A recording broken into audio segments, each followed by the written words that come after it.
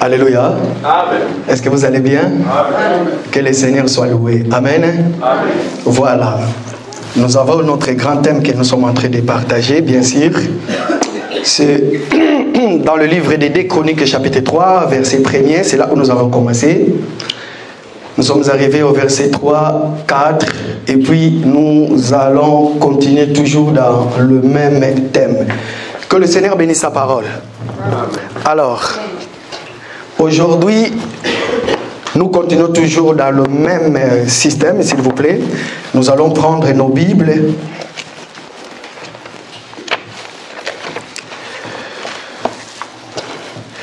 Alors, nous avons expliqué c'est quoi les temples de Salomon. Nous avons essayé d'expliquer en réalité, dans la typologie, qui est Salomon. Salomon, c'est la personne de notre Seigneur Jésus-Christ, n'est-ce pas? Quand on parle de Salomon, c'est dans l'ombre. Salomon, c'est dans l'ombre. Mais dans la typologie, pourquoi? Parce que tous les prophètes qui sont venus, c'était l'esprit de Christ qui était en eux.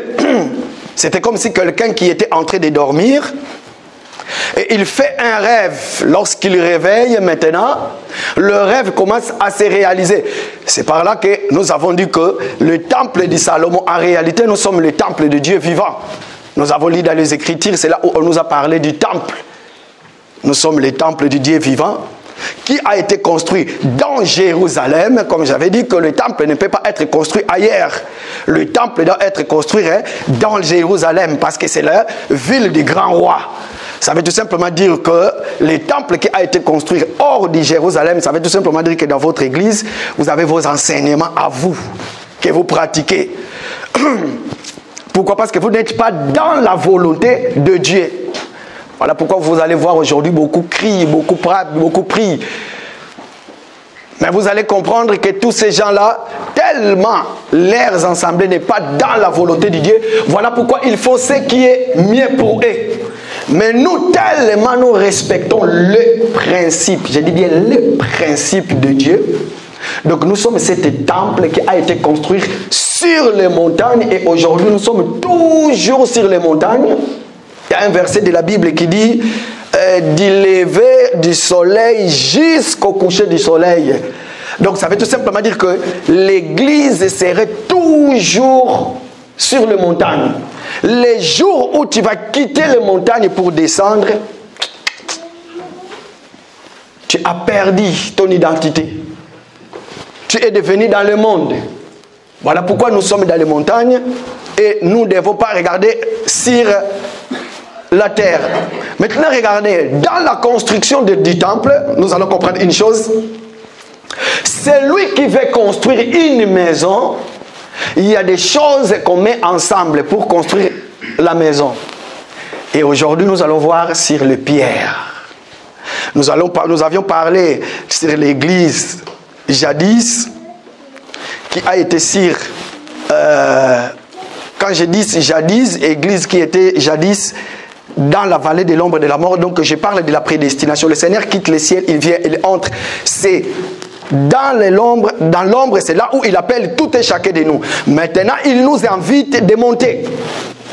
Le but de monter, comme j'avais dit, c'est pour aller adorer. C'est Abraham avec Isaac, le but c'était dans les montagnes pour adorer Dieu. Alors sur les montagnes, Abraham ne peut pas durer des heures du temps. Abraham ne fait qu'une heure du temps dans l'adoration sur les montagnes. Ça veut dire que l'église est dans le temps de la grâce. Nous avons qu'un an dans la grâce. Donc l'église va rester pendant un an sur les montagnes et après vient l'enlèvement. Maintenant vous allez comprendre, aujourd'hui nous allons parler, j'avais bien dit que sur les montagnes, il y a deux parties. Bon, on va parler de trois parties, mais j'avais dit ceux qui vont monter sur les montagnes ne vont pas dépasser, ils vont descendre. Mais il y en a d'autres qui vont monter pour y demeurer. Alors tous ceux qui vont descendre, vous allez comprendre aujourd'hui, leur foi est fondée sur quoi? Regardez ce mouvement. Papa, est-ce que vous pouvez nous lire Chroniques, 2 Chroniques, chapitre 3, verset 3, s'il vous plaît? Voici sur quel fondement Salomon bâtit la maison de Dieu. La longueur en coudées de l'ancienne mesure était de 60 coudées et la largeur de 20 coudées. Est-ce que vous continuez s'il vous plaît, papa? Le portique sur le devant avait 20 coudées de longueur, répondant à la largeur de la maison, et 120 de hauteur. Salomon les couvrit intérieurement d'or pur. Papa, lisez verset 13 s'il vous plaît, verset 13 aussi.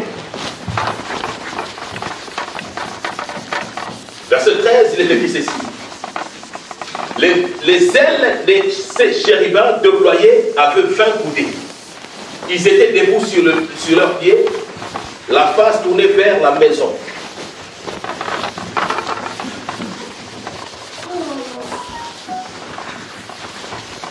Alors, nous avons parlé sur les coudées, nous avons compris c'était quoi les coudées. La Bible dit que les coudées, le Seigneur qui avait donné, il donne à Salomon, à David. Pourquoi? Parce que la maison devait être construite selon l'ancien temple qui existait déjà.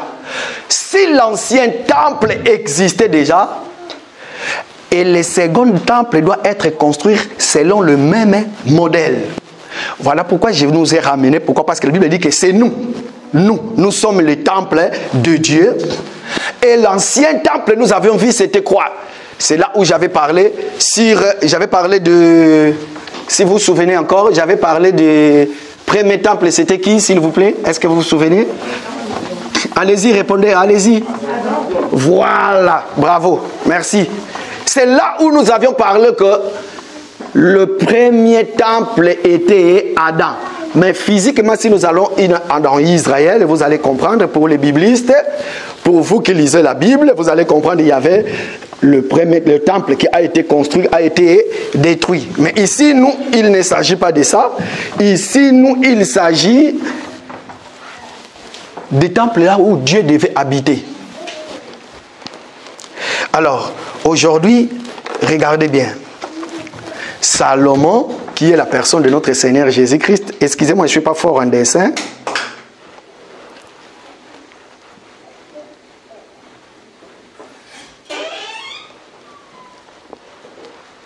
Voilà.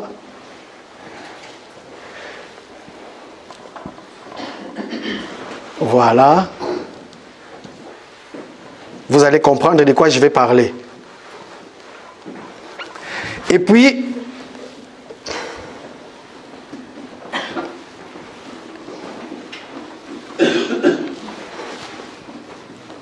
voilà. Aujourd'hui, nous allons parler de ces parties-là. Nous avons compris que nous avons une maison. Et dans cette maison, vous allez comprendre, il y a la fondation de la maison. Aujourd'hui, nous allons nous asseoir ici, dans la fondation de la maison.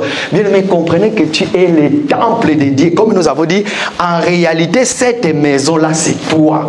Tu es la cité de Dieu, là où Dieu habite. La Bible dit que ne savez-vous pas que vous êtes le temple du Saint-Esprit et que l'Esprit de Dieu. Amen, Seigneur. Je suis le temple de Dieu. Tu es le temple de Dieu. Maintenant, nous allons comprendre. Si tu dis que tu es le temple de Dieu, ça veut tout simplement dire que tu étais dans la vallée, tu es monté, et aujourd'hui, ce temple est ici. Ça veut dire que tu n'es pas là. Pourquoi? Parce que ceux qui sont là, ce sont eux qui montent. À des fois, il descend. Il monte, à des fois, il descend. Quand il est avec les païens, il est païen. Quand il est avec des chrétiens, il est chrétien. Quand il a un problème, vous allez comprendre maintenant, à ce moment-là, il va regarder en haut. Il va commencer à monter. Pourquoi? Parce qu'il a un problème. Et le problème ici, ça peut être le problème des maladies.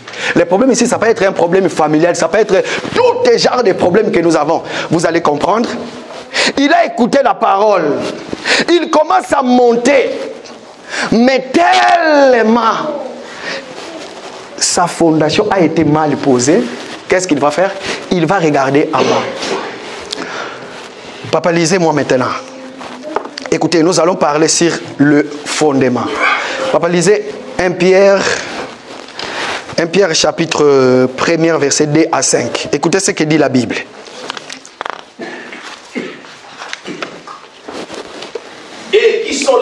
selon la préscience de Dieu le Père, par la sanctification de l'Esprit, afin qu'ils deviennent obéissants et qu'ils participent à l'expiation du sang de Jésus-Christ, que la grâce et la paix vous soient multipliées. 1 Pierre chapitre 2 verset 5 s'il vous plaît. Et vous-même, comme des pierres vivantes, édifiez-vous pour former une maison spirituelle, un saint sacerdoce, afin d'offrir des victimes spirituelles agréables à Dieu par Jésus-Christ. Car il est dit dans l'Écriture, voici je mets en Sion une pierre angulaire, choisie, précieuse, et celui qui croit en elle ne sera point confus.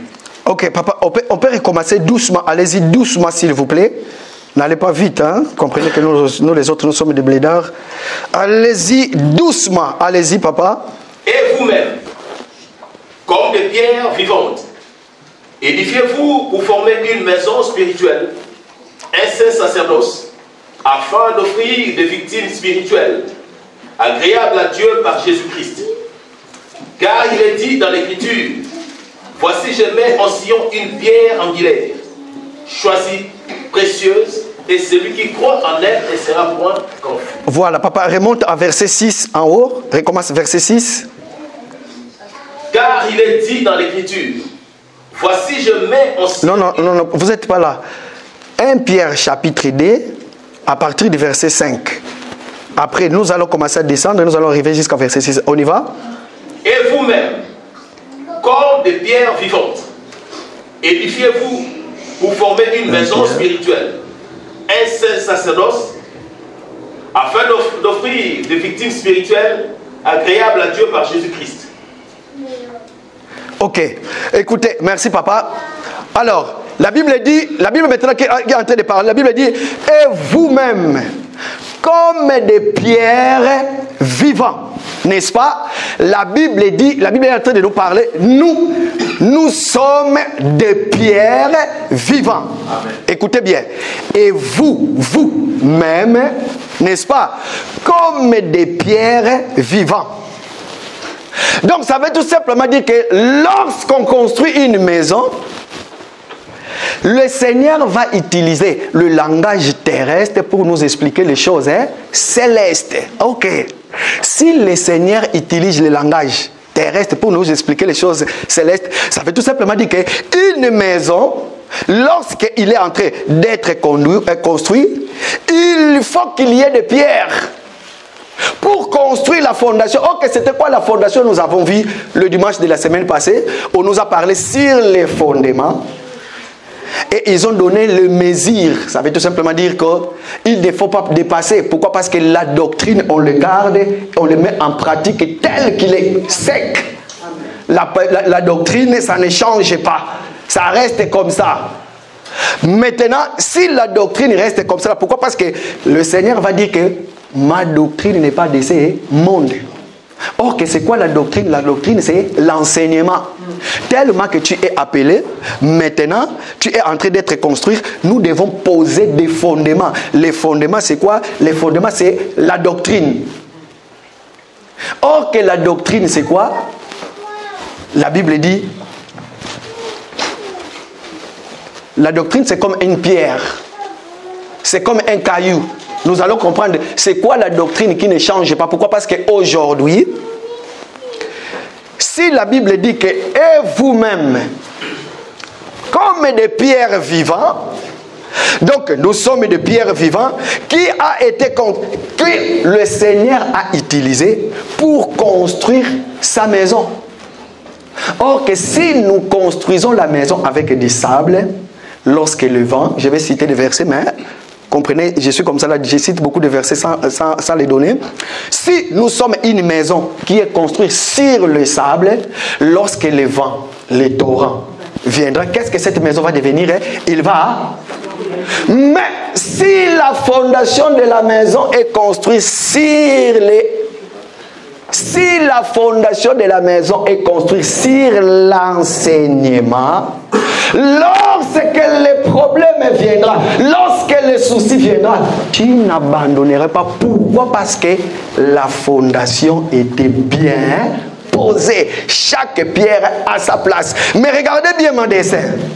Vous allez voir dans mon dessin, il y a quelque chose qui ne va pas. Excusez-moi, s'il vous plaît. Vous allez voir dans mon dessin, il y a quelque chose qui ne va pas. Regardez bien.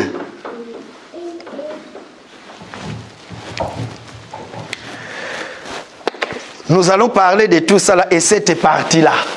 Vous allez remarquer qu'il y a un manque. Pourquoi? Parce que ça, c'est la maison qui va jusque-là. Mais l'architecte qui a conduit là, qui a construit la maison, il a oublié. Il a oublié quelque chose. Or que si il a oublié, mais il a soulevé les maisons, ça veut tout simplement dire que lorsque les vents vont venir, lorsque les tempêtes vont venir, vous voyez le vide qui est là. La maison va faire quoi? La maison va s'effondrer. Pourquoi? Parce que cette maison est posée sur rien. Mais cette partie-là, vous allez voir, il est posé sur les pierres. Aujourd'hui, nous allons parler de ça et nous allons parler de cette partie-là qui manque. Qui construit sa maison de cette forme-là? Qui es-tu, toi qui te dis un enfant de Dieu? Qui construit ta maison? La parole, tu l'as. Tu le lis noir sur blanc. Mais il te manque quelque chose. Cette partie-là, c'est noir sur blanc. Tous, nous avons des Bibles et nous les lisons. Mais en lisant la parole, regardez. La Bible nous dit que le Seigneur est avec ses disciples. Il va parler, il va parler, il va faire des miracles. Tout le monde va écouter. Les gens vont être dans la joie. Dans l'air, il va faire la multiplication de pain. Quand il va faire la multiplication de pain, les gens vont dire, waouh, nous avons mangé. Nous sommes rassasiés. Vous savez quoi? Vous savez quoi? L'air foi était tombé, était construit sur le miracle. Multiplication de pain. Ils ont mangé, ils ont bu. Maintenant, le moment est venu, le Seigneur va regarder, il va dire, ok, cet temple-là, il a été construit, mais si cet temple-là reste comme ça, là, ça ne va pas tenir. Mais qu'est-ce que je vais faire? Je vais envoyer maintenant le vent. Je vais envoyer maintenant la tempête, la pluie. Je vais voir si cette maison-là va tomber. Le lendemain, les disciples, le lendemain, attention. Quand je parle des disciples, vous allez comprendre, dans toutes les personnes qui suivaient Dieu, il y avait les apôtres et il y avait un grand nombre qu'on appelait les disciples. Et il y avait les ramassiers, les suiveurs des miracles. Il y en a des autres qui suivaient Jésus. Pourquoi? Parce que son père ou sa mère suivait Jésus. Ils ont mangé, ils ont bu. Et après, à la fin, le Seigneur va passer de l'autre côté avec les apôtres et les disciples. Écoutez, quand il va passer de l'autre côté, il va dire aux apôtres, prenez les barques, vous allez, et puis moi je vais vous suivre. Ils vont traverser, ils vont y aller. Les gens qui étaient rentrés chez eux, le lendemain, quand ils vont venir, ils vont trouver que Jésus n'est pas là. Ils vont commencer à lui chercher. En réalité, il est où? En réalité, il est où? Dans la révélation, je vais dire que Jésus était dans les montagnes avec les apôtres. Maintenant, regarde, quand ils vont venir, ils ne vont pas lui trouver. Vous savez pourquoi ils vont chercher Jésus? À cause des miracles. Parce que jadis, ils ont mangé, ils ont bu. Maintenant, ils vont commencer à lui chercher. Ils vont commencer à lui chercher. Quand ils vont trouver Jésus de l'autre côté, c'est là où maintenant le Seigneur va leur dire, c'est lui qui veut me suivre. Il faut qu'il mange et qu'il boit mon sang. En ce moment-là, les gens vont régner. Ils vont dire, mais qui est cet homme? Regardez, il a manqué quelque chose. Et qu'est-ce qui va se passer? Ils vont faire le volte-face, ils vont rentrer. Et qu'est-ce qui va arriver? L'air foi va tomber. Pourquoi? Parce que l'air foi n'était pas construit par rapport à la parole, mais l'air foi était construit par rapport au miracle. Je ne sais pas si je me suis fait comprendre. Donc aujourd'hui, nous allons parler de Jésus qui est dans la barque avec les disciples. Tout en étant dans la barque, le Seigneur dit que, ok, tellement que je suis avec vous, nous sommes ici Mais il y aura le turbulence parce que moi, Jésus, je vais dormir. Mais sachez-le que dans la barque, je suis là avec vous. Et quand je vais dormir, c'est là où le vent va venir. Le vent va commencer à souffler.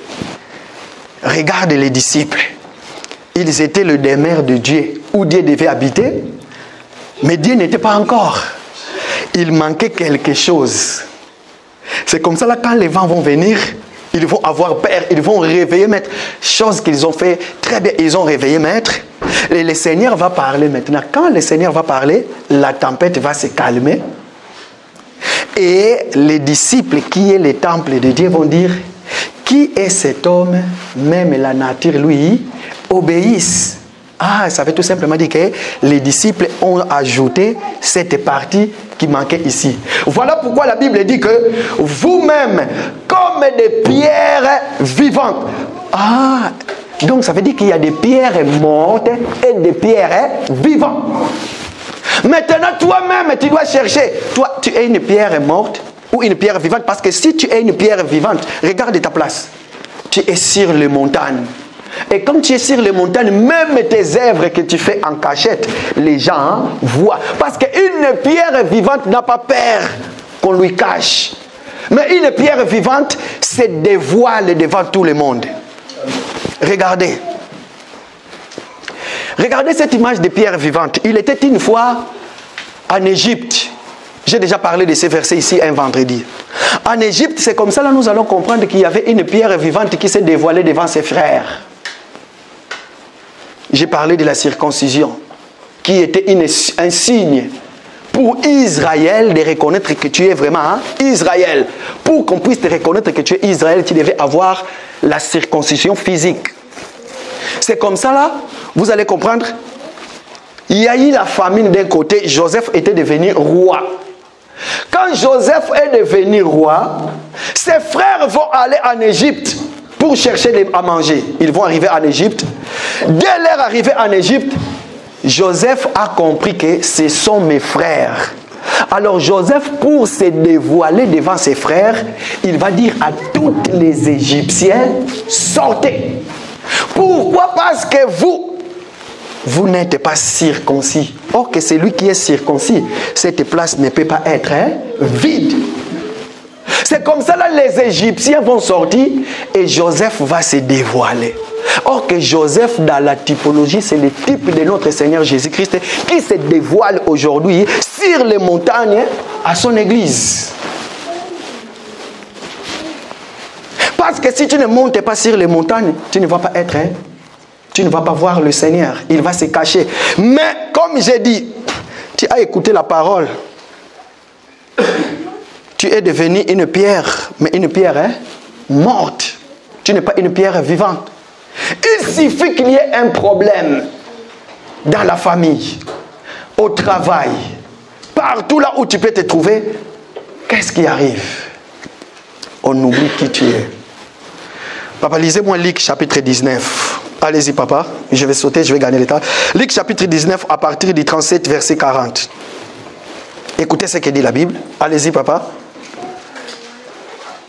Et lorsque déjà il approchait de Jérusalem, vers la descente de la montagne des Oliviers, toute la multitude des disciples, saisis de joie, s'est mis à louer Dieu à haute voix pour tous les miracles qu'ils avaient vus. Allez-y. Il disait, béni soit le roi qui vient au... Écoutez bien, il disait béni, allez-y. Il disait, béni soit le roi qui vient au nom du Seigneur. Paix dans le ciel et gloire dans le lieu très, très haut. Quelques pharisiens du milieu de la foule dirent à Jésus, Maître, réponds tes disciples. Et il répondit, je vous l'ai dit, si c'est taise, le Pierre. Allez-y, reprenez. S'ils se taisent, le Pierre crieront. La Bible dit que nous sommes des pierres vivants. Maintenant, il y avait un peuple, Jésus, qui est entré dans Jérusalem, n'est-ce pas? Regardez cette image. Il était quelque part, il était question de lui de retourner en Jérusalem pour mourir. Et quand il va mourir, il y avait un peuple qui suivait Jésus. La Bible dit qu'il criait quoi? Il disait, Hosanna, béni soit celui qui vient quoi? Au nom du Seigneur. Hosanna, Hosanna, béni soit celui qui vient au nom du Seigneur. Quelques-uns vont venir dire à Jésus, ils sont en train de faire des bruits, dites-les de ces terres. En réalité, dans la révélation, comprenez que ces gens n'avaient pas la vision de voir. Quand les gens sont en train de crier, Hosanna, béni soit celui qui vient au nom du Seigneur, ils ne savaient pas, c'était dans l'ombre. Mais dans la révélation, le vrai église, les jours du Pentecôte, les jours de la création de l'église, les jours d'inauguration de l'église, c'est là où les peuples ont crié. Et que personne ne pouvait les taire. Mais ces jours-là, pour qu'ils puissent avancer, pour entrer, vous allez comprendre, on va leur dire, dites-les de se taire. C'est comme ça le Seigneur va dire, s'ils se taisent, les pierres... Hein, papa, lisez-les encore, relisez-les. Écoutez, s'ils se taisent... Il répondit, je vous l'ai dit. Je vous l'ai dit. S'ils se taisent. S'ils se taisent... Les pierres crieront. Ok. S'ils se taisent, les pierres crieront. Or que nous sommes des pierres vivants. Mais maintenant, pourquoi? En fait, je suis allé là-bas juste pour dire pourquoi le Seigneur va dire s'ils se taisent, les pierres crieront. Pourquoi? Parce que le Seigneur voyait déjà son église qui va être construite. Et cette église-là, les fondations doivent être solides. Voilà. Je commence maintenant. Papa, on y va. Nous allons lire dans le livre de Matthieu. Nous allons lire maintenant dans le livre de Matthieu chapitre 16. Écoutez, c'est quoi? Pourquoi tout cela? Maintenant, nous commençons notre enseignement. Allez-y.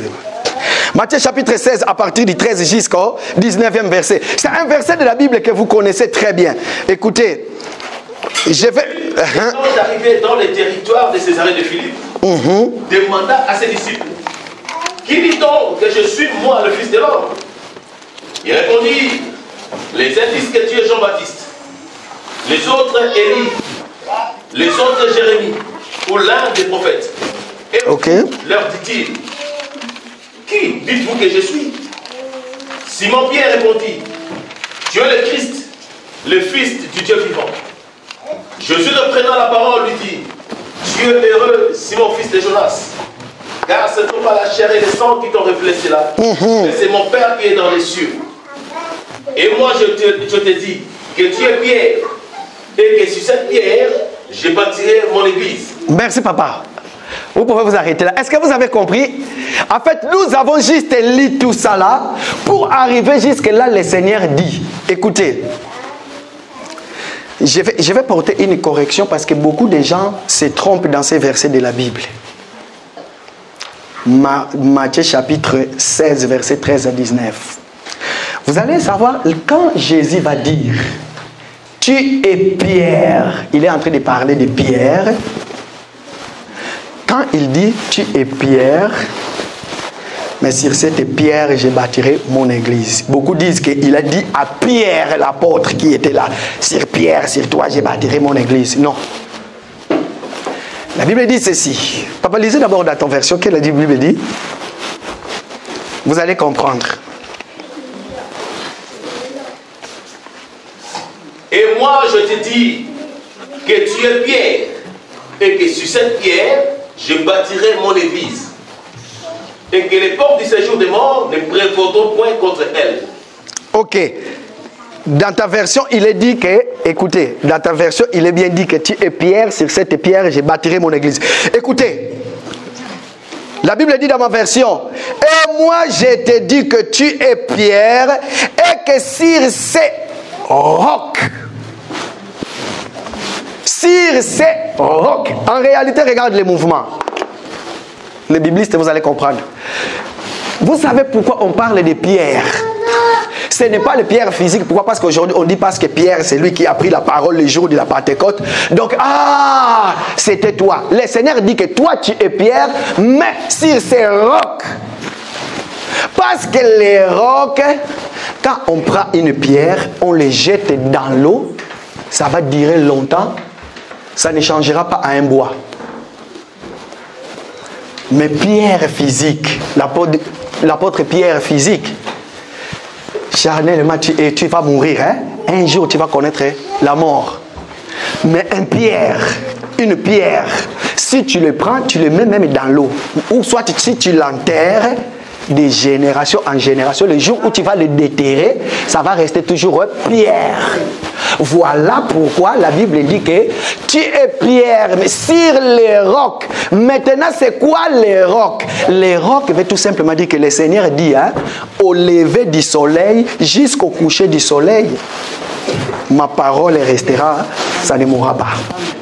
Tu es pierre, mais sur la révélation qui est sortie de ta bouche, je bâtirai mon église, pas mon église, l'église du Seigneur. Donc ça veut tout simplement dire que sur les pierres que je bâtirai mon église, sur toi, sur la révélation de l'église que tu es, qui était jadis cachée, je bâtirai mon église. Qu'est-ce que nous appelons l'église? Est-ce que cette salle-là, c'est une église? Cette salle-là, ce n'était pas une église. Mais on reconnaît une église quand l'Esprit de Dieu habite en toi. Tu es l'église. Or, qui est l'église? Dans l'étymologie, l'église, on l'appelle ecclésia. Ce sont des gens qui ont été appelés, mis à part pour traiter les choses de Dieu. Et les gens qui traitent les choses de Dieu, ils ne les traitent pas que noir sur blanc.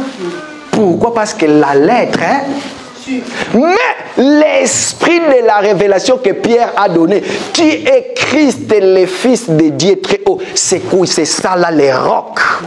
Parce que la révélation, ça ne peut pas être détruite. Écoutez, aujourd'hui, vous allez comprendre une chose.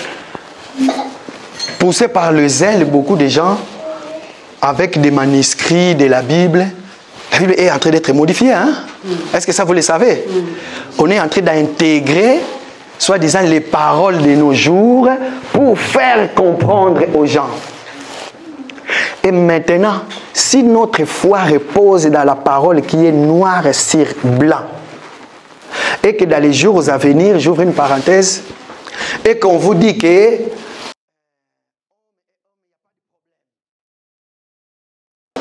pourquoi? Parce que ce qui compte, c'est l'amour envers un prochain. Mais tellement la révélation et la vraie parole marchent de pair, vous allez comprendre que sur la révélation du Seigneur, parce que nous sommes cette pierre-là, des pierres vivantes, qui a été construite par la parole de Dieu, et que nous sommes les temples de Dieu, quand nous allons comprendre ces choses, qu'est-ce que nous allons dire? Non, ce n'est pas ça. La Bible ne dit pas ça. La révélation, c'est autre chose. Regardez, j'avais dit ceci en Belgique. Pour ce qui concerne la Bible, vous savez, Dieu merci, nous avons l'Internet, nous avons des applications que nous pouvons télécharger dans nos Bibles, n'est-ce pas? Mais vous allez remarquer, beaucoup d'entre nous, nous avons nos Bibles dans nos téléphones. Ce n'est pas mauvais, hein? C'est très bien. Je peux prendre mon téléphone et je l'amène partout où je vais. Mais est-ce que vous savez que chaque jour nous recevons des mises à jour pour ce qui concerne la Bible? Il y a des gens mal intentionnés. En réalité, la parole de Dieu ne peut pas disparaître. Jamais. Mais l'anté. Pourquoi? Parce que nous sommes les périodes de l'anté. Il y a des choses, l'antichrist qui viendra après, mais cette période, c'est la période de l'anté. L'antéchrist veut tout simplement dire que c'est lui qui précède avant l'arrivée. Et ils sont en train de s'organiser. Vous allez recevoir des mises à jour dans vos téléphones et que la Bible en papier dans les jours à venir. C'est comme aujourd'hui, beaucoup de démarches, ça ne se fait plus en papier. Beaucoup de démarches, ça se fait en ligne. On vous dit même de signer en ligne. Quand l'application de la Bible, 6 mois, je me souviens moi, Gauthier, j'ai mon application aussi, j'ai publié mon application, regarde. Ça c'est mon application qui est en ligne. C'est une radio, excusez-moi pour les parenthèses. C'est moi qui fais les mises à jour de cette application. C'est une de mes radios qui est au Congo. Les gens peuvent le suivre partout. Mais c'est moi qui fais la mise à jour. Imaginez que c'est moi qui a écrit la Bible que vous voyez là. Mais nous, tellement que nous sommes des pierres vivantes, la révélation que nous avons reçue, même si on envoie des mises à jour, jamais. Même si on envoie des mises à jour, jamais. Même si mon père a changé. D'ailleurs, pour votre information, juste une parenthèse, avant la mort de mon père, je suis allé au pays en 2014. On est arrivé là-bas. Il est arrivé un moment de prier. Mon père, lui, il est fort en chapelet. Quand il a commencé à prier, nous avons élevé la voix. On a commencé à prier. Lui, directement, il nous reste à regarder. Il a dit, mais c'est quoi votre genre de prier là? Lui, il nous a empêchés. Pour lui, la croyance, la foi, c'est dans l'église catholique. Mais nous avons compris, non. En réalité, ce n'est pas ça. Voilà pourquoi je peux dire, même si mon père et ma mère m'empêchent, mais moi, je suis toujours la pierre vivant. Je connais la révélation. Voilà pourquoi vous allez remarquer un verset de la Bible. Quand tu vas prêcher quelqu'un, tu es devant quelqu'un, tu vas commencer à lui prêcher. Quand il va te dire, montre-moi ce que tu dis là. Si c'est vrai, prouve-le-moi dans la Bible. Bon, tu n'as pas la Bible à papier. Tu vas aller sur ton téléphone. Quand tu vas commencer à consulter ces versets-là de la Bible, tu verras que ce qu'il est en train de dire, c'est ça que tu vas lire. Et comment tu vas justifier? Tu vas dire, non, la Bible a été modifiée. Ça, ce n'est pas une bonne Bible, ça a été modifié. Allons-y chercher la Bible en papier maintenant. La Bible en papier, c'est très important. Je vous conseille quand même de les avoir. Cette parenthèse que j'avais ouverte, c'est ça. Mais nous sommes, tout ce qui est de toutes les pierres vivantes, nous sommes une lettre écrite par Dieu lui-même. Peu importe ce qui va arriver, tellement que la fondation a été construite par une pierre, par des pierres, et que nous-mêmes, nous sommes des pierres vivantes. Peu importe quel problème, peu importe quel vent, peu importe quelle situation, nous n'allons pas tomber. Mais dans ce dessin, vous allez comprendre, il manque une partie. Voilà pourquoi Pierre va dire, le Seigneur va dire, tu es pierre, mais sur cette roc, ça veut dire que sur la révélation de la parole qui est sortie de ta bouche, je construirai mon église. Et que les portes du séjour de mort ne peuvent rien contre elle. Les portes au pluriel, notez bien. Ça veut tout simplement dire qu'il y a beaucoup de portes qui vont se tourner autour de l'église. Le diable tourne autour de nous cherchant une porte d'entrée. Mais comment le diable entre? Regarde, le diable veut tout. Quand il vient, il va faire les tours. La Bible dit quoi? Le diable rôde tout autour de nous comme un lion rugissant. Quand il va remarquer qu'il y a une partie de la maison, il n'y a pas la pierre, c'est là où le diable va venir s'asseoir. Et puis maintenant, il va appeler. Pendant un moment, lui-même, il va tenir cette partie-là, comme ça, là, de la maison. Vous allez voir, la maison est intacte. Et puis à un moment, lui-même, il va appeler la tempête. Quand il va lâcher la main. Parce que lui, le but, c'est de détruire. Et à ce moment-là, cette partie-là, qui était vide, va faire quoi? Va tomber. Bien-aimé dans le Seigneur. Avant de continuer, écoutez ce que je vais dire. Tu es église. Tu es église. Ecclésia, c'est toi. Comment tu as été construit? Est-ce que c'est vrai qu'en toi, tu as été construit par le sable? Lorsque le vent et marée va venir, tu vas céder? Ou bien tu es vraiment une pierre vivante? C'est ça la question que je pose.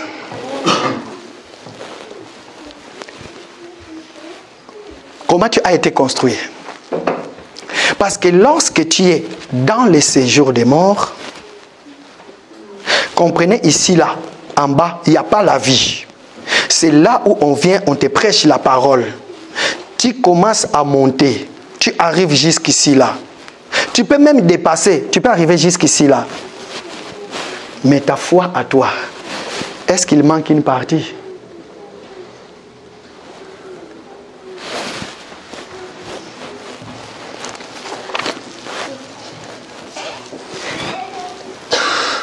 Papa, lisez-moi 1 Pierre chapitre 2, versets 4 à 6. Écoutez maintenant cette partie qui nous manque.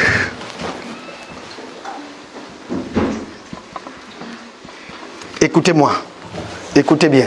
Approchez-vous de lui, pierre vivante. Ok. Continuez. Par les hommes, mais choisis et précieuses devant Dieu. Et vous-même, comme des pierres vivantes, édifiez-vous pour former une maison spirituelle, un saint sacerdoce, afin d'offrir des victimes spirituelles agréables à Dieu par Jésus-Christ. Car il est dit dans l'Écriture, voici je mets en Sion une pierre angulaire, choisie précieuse, et celui qui croit en elle ne sera point. Amen. Papa, maintenant nous allons aller doucement. Regardez maintenant cette partie-là de pierre qui manquait. Regardez maintenant, allez-y. Approchez-vous de lui, pierre vivante, rejetée par les hommes. Ok. Approchez-vous de lui. Approchez-vous de qui? De Christ. Pourquoi? Parce qu'il est une pierre vivante. Une pierre vivante comme nous. Nous sommes, la Bible dit que nous sommes des pierres vivants. Allez-y, papa. Rejetés par les hommes. Rejetés par les hommes. Regarde. Les gens qui bâtissaient cette maison, ils n'avaient pas besoin de Christ. Or que Christ était la pierre qu'il fallait qu'on appelle la pierre angulaire. Dans la foi, il était question de lui. Voilà pourquoi il dit, sans moi, vous ne pouvez rien faire. Pourquoi? Parce que moi, Jésus, je suis l'auteur de l'église. Si vous, les pierres vivantes, parce que vous avez la parole, si vous vous approchez de moi, en ce moment-là, vous allez comprendre la maison que vous êtes. Quand ça va être construit, il n'y aura pas de défauts. Même si les vents, les torrents, quoi que ce soit viennent, ça ne va pas tomber. Pourquoi? Parce qu'il manquait quelque chose. Et cette chose-là qui manquait, s'il vous plaît, c'est cette personne-là.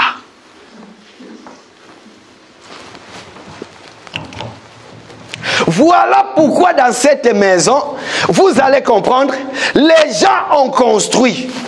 Ils ont construit. Ok, ça c'est très bien. Mais il manque quelque chose. Dans ce qui manquait, si et seulement nous enlevons le Christ, permettez-moi, vous savez qu'est-ce qui va venir là?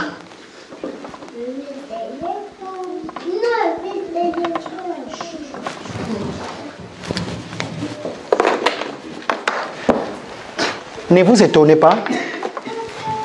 Cette maison-là, si ce n'est pas le Christ, c'est le diable qui va venir. J'ouvre une parenthèse, regarde. Je vais vous raconter une histoire. Ça va toujours dans le but de la construction. Regarde. Un jour, j'étais en train de suivre dans l'application que je vous ai montré, une émission qui était en train de passer. Il y a un monsieur, il dit, il y a un papa qui travaillait dans une société de la construction au Congo. C'est comme ça là, on lui donne, il a travaillé plus de 50 quelques années dans l'entreprise. Il lui restait 9 mois pour partir en retraite. Le blanc, le propriétaire de l'entreprise lui dit, bon, comme tu vas partir à la retraite, moi je vais te confier un dernier travail que tu vas me faire, je vais le livrer dans 3 mois. Tu vois ce terrain ici, tu vas me construire une maison. Et quand tu vas finir de construire une maison là, et nous allons le livrer. On lui donne tout ce qu'il faut. Ça s'est passé au Congo. On lui donne tout ce qu'il faut. Le monsieur commence à construire la maison. Il commence à construire la maison. C'est comme ça là, il commence à voler les ciments. Là où il faut mettre 10 sacs de ciment, il va mettre 4 sacs de ciment avec beaucoup de sable. Là où il faut mettre beaucoup de pierres, lui, il va diminuer tout. Alors, qu'est-ce qui va se passer? Il finit de construire la maison, on va mettre la peinture, tout. On va orner la maison, la peinture, tout. C'est comme ça, là, il va dire au propriétaire de l'entreprise, j'ai fini. Le propriétaire va lui dire, ok, comme tu as fini aussi, je vais te libérer, tu vas partir en retraite. Mais, je vais inviter tous les travailleurs de l'entreprise, nous allons aller livrer la maison au propriétaire. C'est comme ça, là, un vendredi, tout le monde va se rendre là où il a construit la maison. Et les gens de l'entreprise, quand ils vont arriver, le propriétaire dit maintenant nous allons appeler le propriétaire de la maison pour récupérer sa maison. C'est comme ça là on appelle le maçon qui a construit la maison. C'est comme ça, on lui dit, le monsieur lui dit, je n'ai rien à t'offrir pour ta retraite parce que tu n'as pas de maison. La maison que tu as construite, c'est ta propre maison. La maison que tu as construite, c'est ta propre maison qu'on te donne cadeau. Les gens n'ont pas compris, le monsieur a commencé à pleurer. Parce qu'il savait que sa maison, la maison là, il avait mal construit, c'est un voleur. Or que c'était sa propre maison. Parce qu'il savait, juste le premier tempête qui va venir, le premier pluie, ça va tomber. C'est comme toi. Est-ce que c'est vrai que tu es la maison de Dieu?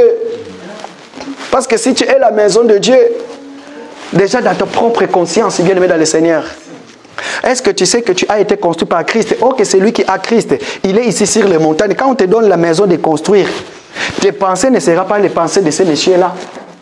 Voilà pourquoi nous, les enfants de Dieu, par rapport à cette parenthèse, comportez-vous comme étant un enfant de Dieu partout, que ce soit dans le travail, que ce soit dans la maison, que ce soit de gauche et de droite. Pourquoi? Parce que nous sommes un édifice édifié par Christ.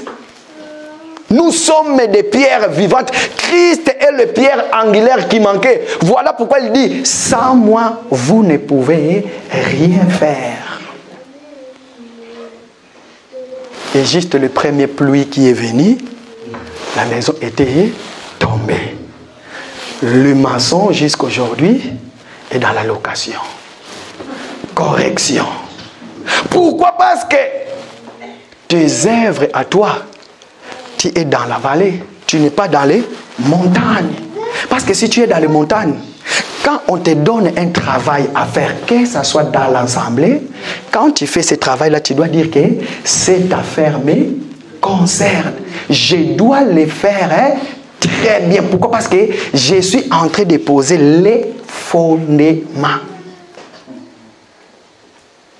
Bien-aimé dans le Seigneur, est-ce que tu es vraiment l'église et que le Seigneur lui-même, il est la pierre angulaire qui a donné la forme à l'église et corps de Christ que tu es? Regardez ces mouvements. Écoutez. Comment maintenant intégrer Christ dans la maison que tu es? Pourquoi? Parce que tu peux dire que je suis une maison, tous tels que nous sommes là, nous savons que nous sommes une maison de Dieu, n'est-ce pas? Est-ce que vous savez, j'ouvre une parenthèse, est-ce que vous savez dans l'assemblée, il n'y a pas de pécheurs? L'assemblée, c'est l'assemblée des saints. C'est là où il y a les gens qui ont été justifiés. La justification. Pourquoi vous rigolez? Bon, je ferme la parenthèse. C'était les cours pour ceux qui sont dans les phobies. Tellement que nous étions justifiés, nous sommes l'ensemble des saints. Nous n'avons plus besoin de je ne sais pas quoi. Qu'est-ce qu'il faut faire maintenant? Pourquoi? Parce que ça, c'est une personne. Toute cette maison-là, c'est une personne. Qu'est-ce que cette personne va faire? J'ai prévu quelques versets, mais regarde, je vais courir. C'est comme ça là. Pour que le Seigneur soit, pour que tu sois construit par les rocs, la première des choses, Matthieu chapitre 16, écoutez, la Bible va dire ceci. Il faut que tu sois Pierre qui va dire, tu es le Christ, le Fils du Très-Haut. Si tu ne reconnais pas, pourquoi? Parce que la réponse du Seigneur qui va venir, tu es Pierre. Sur les rocs que je bâtirai mon église. Or que dans toi, le Seigneur ne peut pas dire ça si tu ne reconnais pas. En fait, ici, c'est le problème de reconnaître. Je suis le temple de Dieu, mais il te manque toi, Seigneur, viens dans ma vie. Tu es le Christ, le Fils du Très-Haut. Nous allons sur la croix. Si notre bien-aimé le frère, jadis qu'on a appelé les voleurs, n'avait pas reconnu Christ, que tu es le Dieu, et souviens-toi de moi lorsque tu viendras. Il n'allait pas être où? Dans le sein d'Abraham. Mais c'est lui qui reconnaît, pour gagner du temps, c'est lui qui reconnaît, s'il vous plaît, si vous voulez, nous pouvons lire. Luc chapitre 23, verset 39 à 44. Et puis, verset 40, c'est là où il dit, ne crains-tu pas Dieu? Déjà, il reconnaît. Déjà, il reconnaît. Verset 42, c'est là où il dit, souviens-toi de moi lorsque tu reviendras. Bien-aimé dans le Seigneur, sachez-le que toutes les personnes qui reçoivent la parole, qui ne montent pas dans les montagnes, qui s'arrêtent ici, d'ici jusque-là, tu connais tout, tu connais la Bible, tu peux même l'expliquer. Tu peux même monter dans la révélation. Tu peux même expliquer tout ce que tu veux.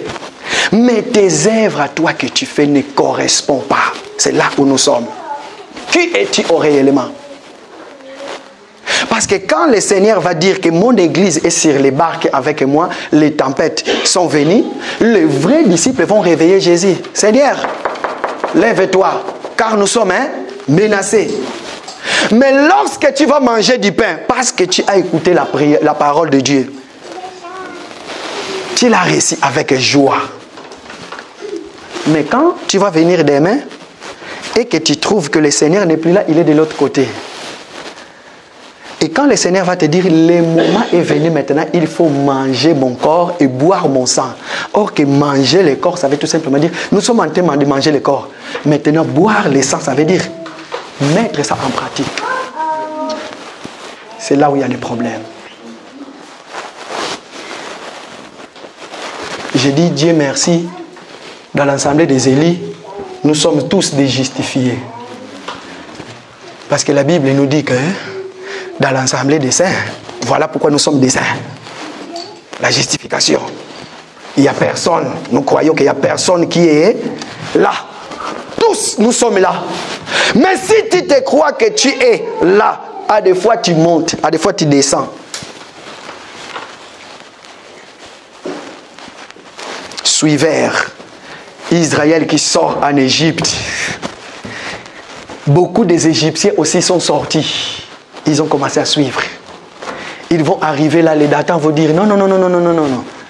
Nous sommes les Datans, nous allons maintenant montrer notre image. Pourquoi? Parce qu'ils croyaient que la montée des montagnes, c'est facile. Or que la montée des montagnes, ça veut tout simplement dire quoi? Celui qui veut me suivre doit amasser sa croix.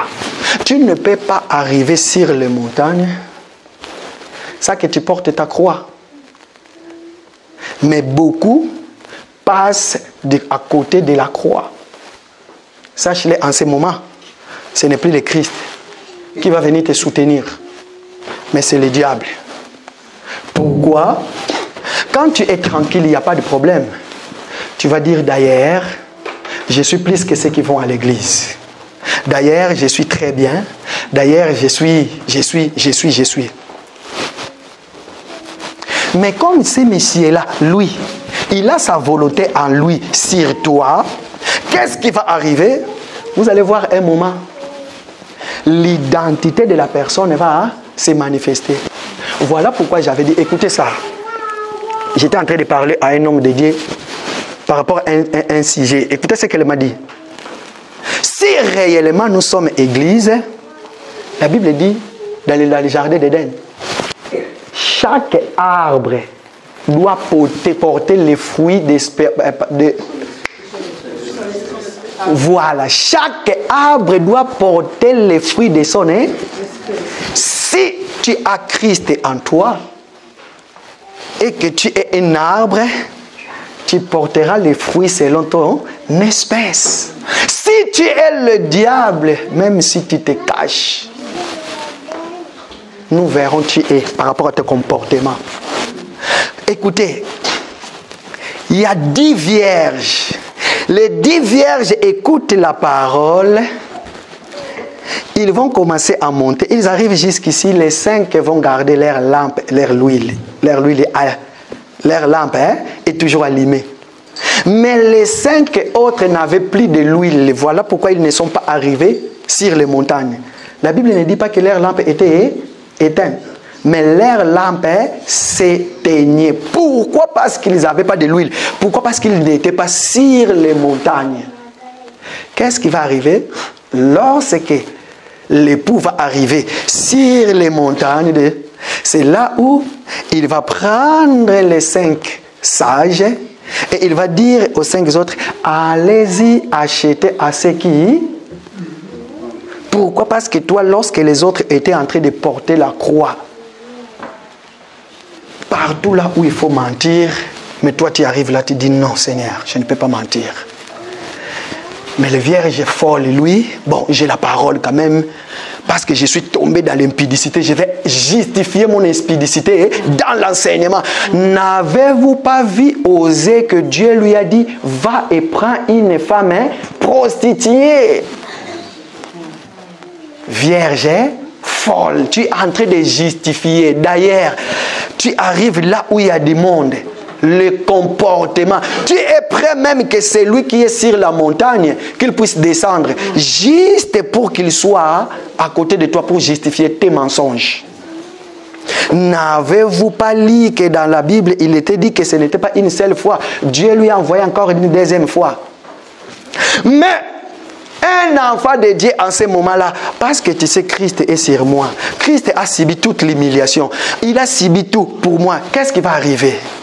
Je suis dans ma maison et que mon mari m'injurie. Mon mari peut dire tout ce qu'il veut de moi, mais tellement que moi j'ai Christ, j'ai compris que je suis une maison qui a été construite par Christ, non par diable. Mais des paroles qui sortent de la bouche de mon mari, ça vient ici. Maintenant, toi, qu'est-ce que tu dois faire? Ok, ce n'est pas grave. D'ailleurs, parce que tu me traites de tout ce que tu me traites, moi, je vais montrer l'exemple.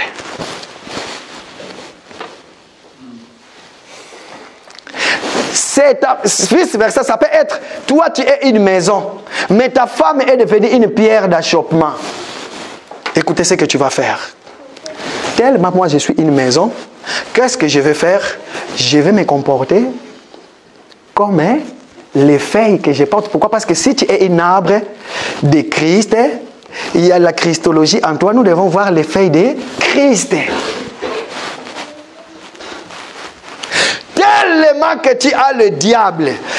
Quand tu verras l'église ici, toi tu t'arrêtes ici. Ouf, ouf. L'association des malfaiteurs. Ne vous craignez pas, vous êtes ici. Voilà pourquoi vous allez goûter à la tribulation. La prédication d'aujourd'hui, bien aimé, je voulais nous dire, beaucoup d'entre nous, nous sommes en train de passer des temps difficiles partout là où nous allons, dans la société.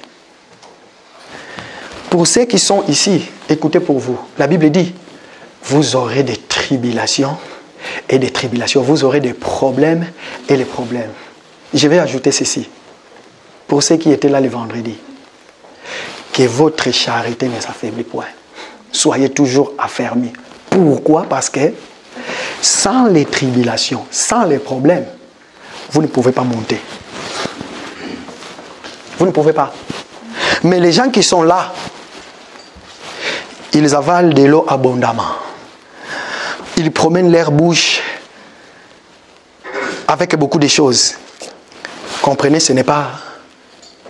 Ils n'ont pas une maison que Christ est l'appui. Mais ils sont ça. Mais c'est lui qui a ça là. Il sait que non. Je dois garder la lampe et l'huile à la fois. Pourquoi? Parce que je suis une maison. Parce que je suis construit. Cette maison-là, c'est ça là. Il est ici. Tout le monde verra qu'il est dans le Seigneur. Tu es là. Mais regarde les païens. Il n'y a pas longtemps, j'étais en train de regarder sur une vidéo, j'ai vu pour les Quinois, on parle du fleuve, de Mayanjile. Hein? Vous allez comprendre, beaucoup d'entre nous sont en train de souffrir des problèmes de stérilité. Nous cherchons les enfants. les enfants ne viennent pas. Mais il y a une jeune fille, après l'impudicité, tombée enceinte, qu'est-ce qu'il a fait? Après avoir accouché, pourquoi tu n'as pas pris cet enfant-là? Amène-le même dans les associations. Il est allé déposer dans la main des Ndjili. Et toi qui es ici, là, quand tu vas regarder, tu vas dire, Seigneur, moi qui est dans les montagnes, chaque fois je pleure. Chaque fois je pleure. Mais par contre, ceux qui sont dans les montagnes, sachez-le que Christ avait dit ceci. Pendant que l'époux est en vie, ils ne vont pas mener le deuil. Mais le jour où l'époux sera enlevé, ils vont mener le deuil. L'église, depuis le lever du soleil jusqu'au coucher du soleil, nous serons toujours en deuil. Voilà pourquoi aujourd'hui nous sommes en jeûne et prière. Nous allons prier, bien-aimés. Aujourd'hui, je suis venu te dire, la maison que tu es sur la montagne. Ta foi à toi est fondée sur Christ ou sur le diable. Si ta foi à toi est fondée sur Christ, ne regarde pas ici en bas. Parce que si tu regardes ici en bas, tu verras les gens qui vont aller jeter les enfants dans la mer. Et quand ils vont aller jeter les enfants, ou bien tu verras ce que les autres font. C'est comme un ami. Je vais parler d'un ami. Excusez-moi. J'ai travaillé autrefois à Paris. Voilà. C'est là où j'ai rencontré un ami. Ça date de longtemps. Cet ami-là, lui, il nous disait quelque chose. Il est maintenant dans le Seigneur. Il nous disait, lorsque j'ai été régularisé, je regrette. Parce que je partais de voyages touristes et sexuels au Congo. Il a reçu des papiers. Mais qu'est-ce qu'il faisait? Il prenait l'avion juste pour aller abuser des enfants des autres. Mais la dernière fois qu'il est allé, tout ce qui lui est arrivé, qu'est-ce qu'il a fait? Il a dit, ah, je ne vais plus. Dieu merci, aujourd'hui il prie. C'est un ami que je connais bien. Ça veut tout simplement dire que toi qui es ici, toi qui en manques, lorsque tu vas voir les gens qui sont ici dans la vallée, tout ce qu'ils font, parce qu'ici, là, c'est là où ils passent des combats, toi tu te dis, mais Seigneur, comment moi qui ai dans les montagnes, je n'ai pas?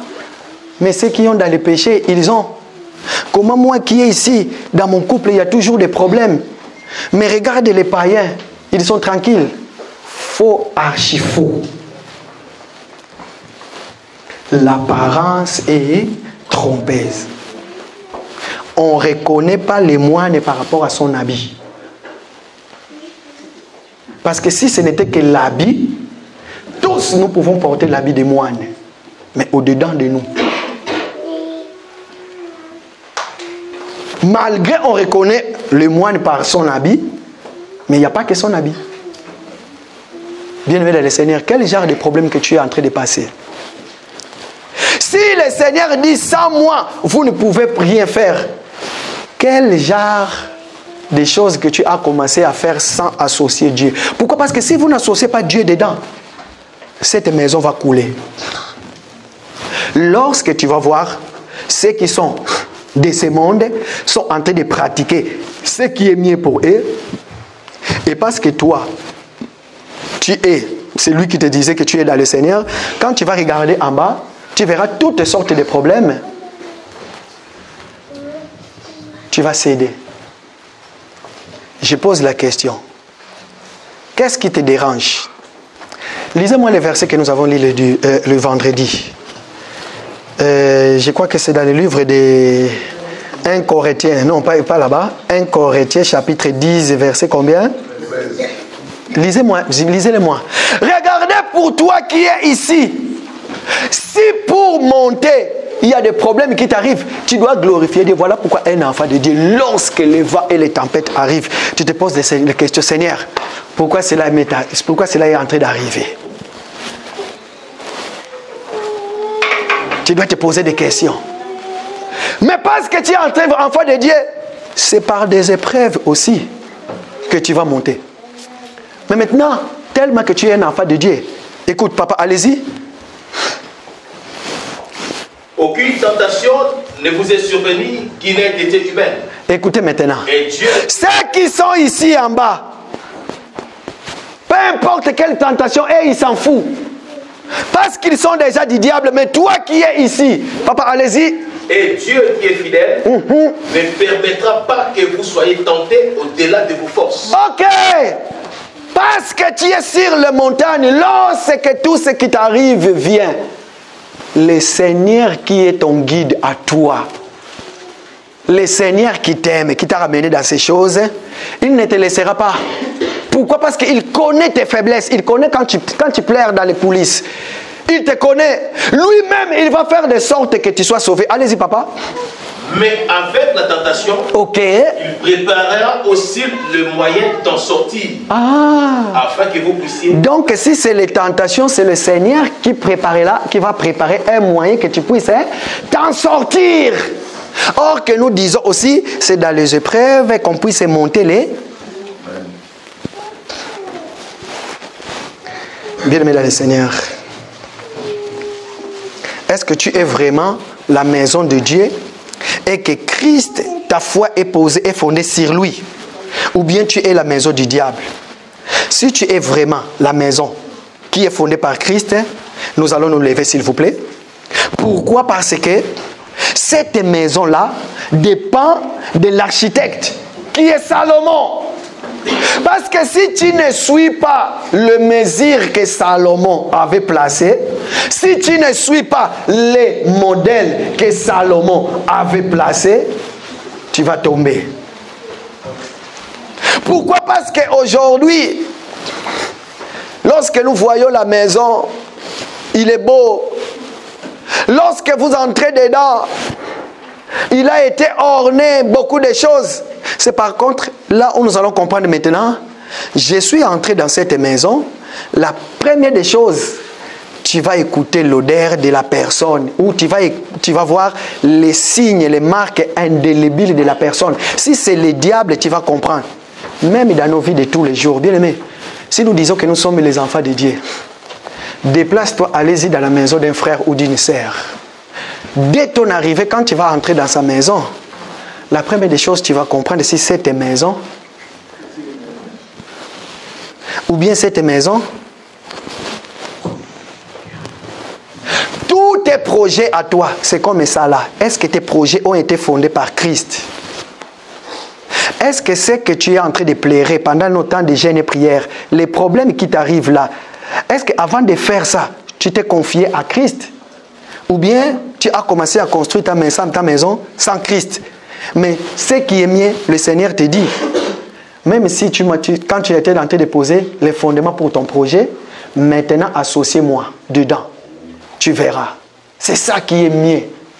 Pourquoi? Parce que le Christ, il va faire de sorte que tout soit changé. Mais si c'est lui, si est seulement, il remarque. Regarde lui ce qu'il fait. Regarde lui ce qu'il fait avant qu'on puisse prier. Tu es en train de construire la maison. Tu as écouté la parole.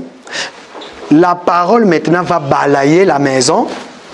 Et quand la parole va balayer la maison, cette partie-là sera vide.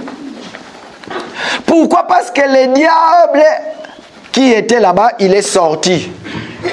La maison est devenue vide. Il n'y a plus de pierres angulaires.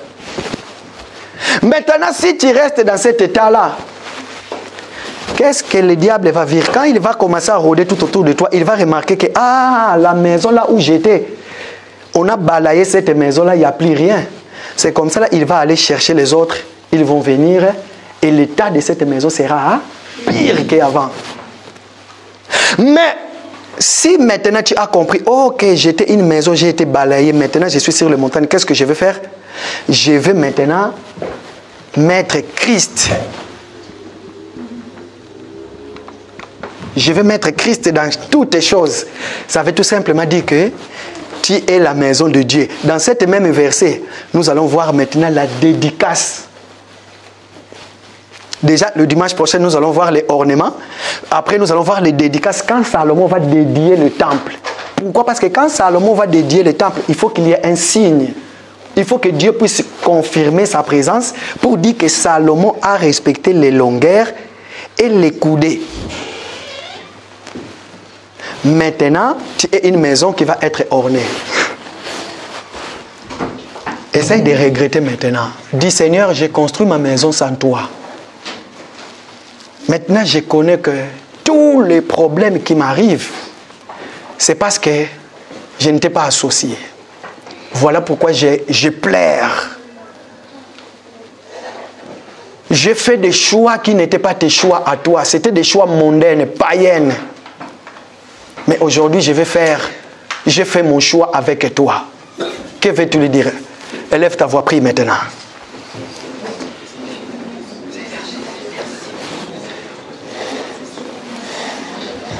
Vas-y, élève ta voix, prie maintenant.